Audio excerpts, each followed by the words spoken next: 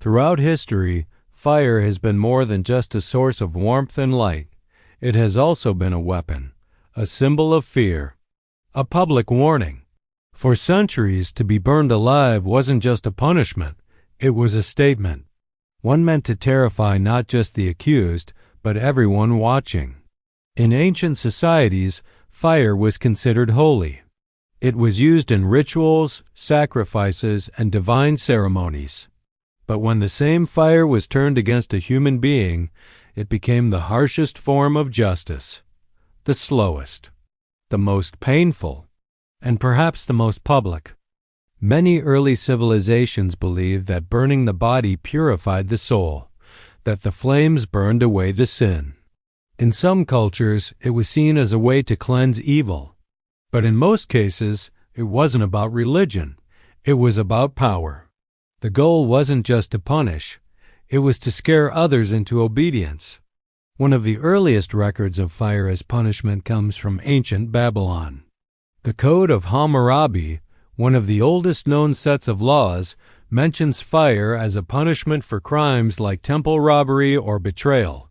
If someone destroyed another person's house, the punishment could be death by fire. The logic was cruelly symbolic. You burned what belonged to someone else, so now you will burn too. In medieval Europe, the practice became widespread, especially during times of fear, like plagues, revolts, or religious tension. Fire was seen as final, unforgiving, absolute.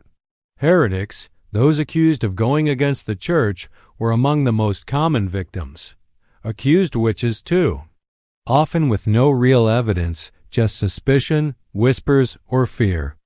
One of the most infamous examples is the execution of Joan of Arc, a teenage girl who claimed to hear divine voices who led French troops to victory. She was captured, branded a heretic, and burned alive in 1431. Her only crime, refusing to deny her visions. The flames that took her life lit up more than just the square. They lit up a warning to anyone who dared to defy the order of the time. But it wasn't just Europe. In ancient Rome, Emperor Nero is said to have burned Christians alive to serve as night torches in his gardens. These executions weren't hidden. They were entertainment. Crowds gathered. People cheered. It was a gruesome show, and it told the people one thing: do not challenge authority. In other cultures, fire was reserved for the most hated criminals. In some parts of Asia and the Middle East, rulers used burning not just to kill, but to destroy all traces of a person. No burial, no grave, just ash. This level of punishment was meant to erase someone from memory. In England, during the 1500s, laws were written specifically to burn women convicted of certain crimes, like treason or killing their husbands. It was believed that beheading or hanging was too dignified for such women. Fire was seen as a more humiliating end. But what made this form of execution even worse was how public it was. These punishments weren't done in private cells. They were done in town squares, in front of crowds, children, elders, neighbors. People came to watch, to point, to judge. Some believed they were witnessing justice. Others simply wanted the thrill. The flames served as a tool, not just of death, but of control. Authorities used fear to maintain order.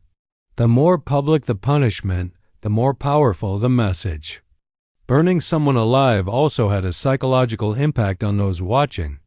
The idea wasn't just to punish the accused. It was to plant fear in every soul who stood nearby, to make sure no one ever dared commit the same offense. But over time, voices began to rise. Quiet at first, then louder. Philosophers, writers, citizens, people who began to ask, is this justice? Or is this cruelty? As societies changed, so did their laws. Slowly, painfully, countries began to outlaw execution by fire. But not everywhere, and not all at once. Even today, in some corners of the world, fire is still used as a method of punishment, not by governments, but by mobs. In chaos, in revenge, in hate. The legacy of fire as punishment isn't just history. It's a warning. A reminder of what happens when fear replaces fairness. When control matters more than compassion. When justice becomes a performance. As the centuries turned, so did the minds of people. The brutality of public burnings began to spark something unexpected: questions. Was this truly justice, or was it cruelty hiding behind law? In Europe, voices of reason slowly began to rise. Enlightenment thinkers argued that justice should not imitate the crime. That burning a person didn't cleanse society, it dehumanized it. Books, letters, and court debates began to shift public opinion. The horror of fire became a symbol not of law and order, but of barbarity. The public square, once a place of spectacle, started to feel like a place of shame. In England, the last recorded legal burning of a woman took place in 1789. She had been convicted of coining, producing counterfeit money. By then, even the guards looked away as the flames rose. No one cheered. No one smiled. In France, the practice began to fade during the Revolution. Ironically, while the guillotine became the face of swift execution, fire was rejected for being too slow, too painful, too ancient.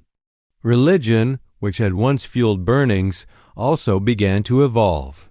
The same church that had sentenced thousands of heretics to the flames started re-examining its own role.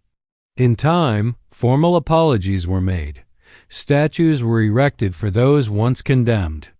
Joan of Arc, burned as a heretic, was later declared a saint. But even as the legal systems changed, the fear left behind remained.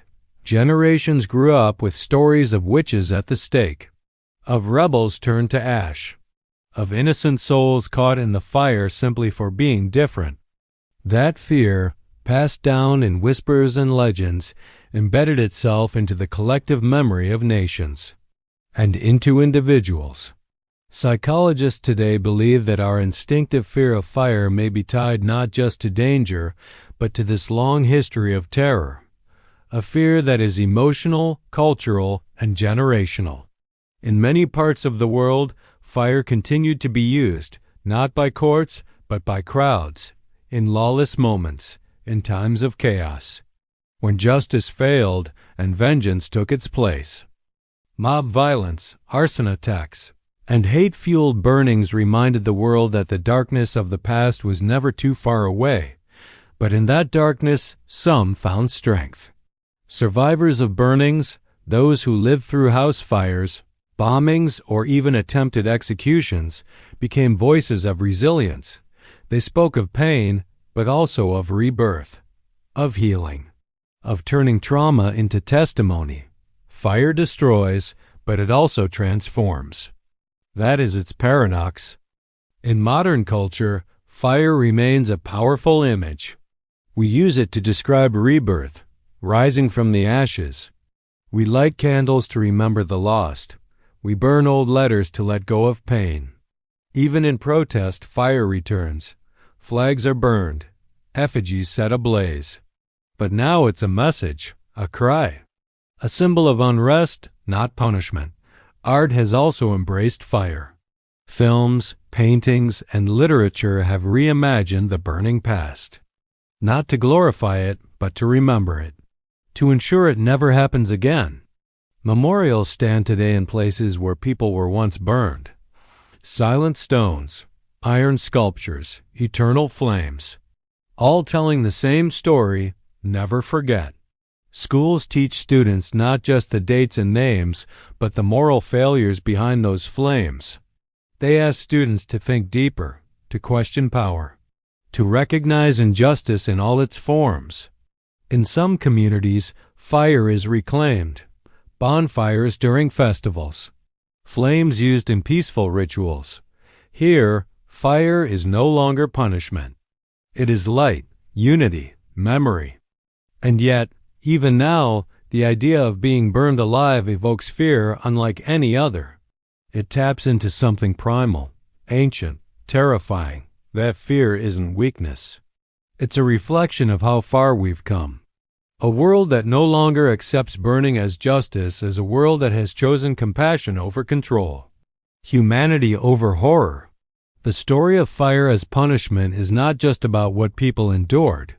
It's about what people believed, what they feared, and how they finally chose to change. Because real justice doesn't burn. It listens. It learns, and it remembers. So the next time you light a candle or sit beside a fire, think about the journey from weapon to warmth, from fear to reflection, from execution to memory. The flame that once punished now glows with purpose. And that, perhaps, is the most powerful justice of all.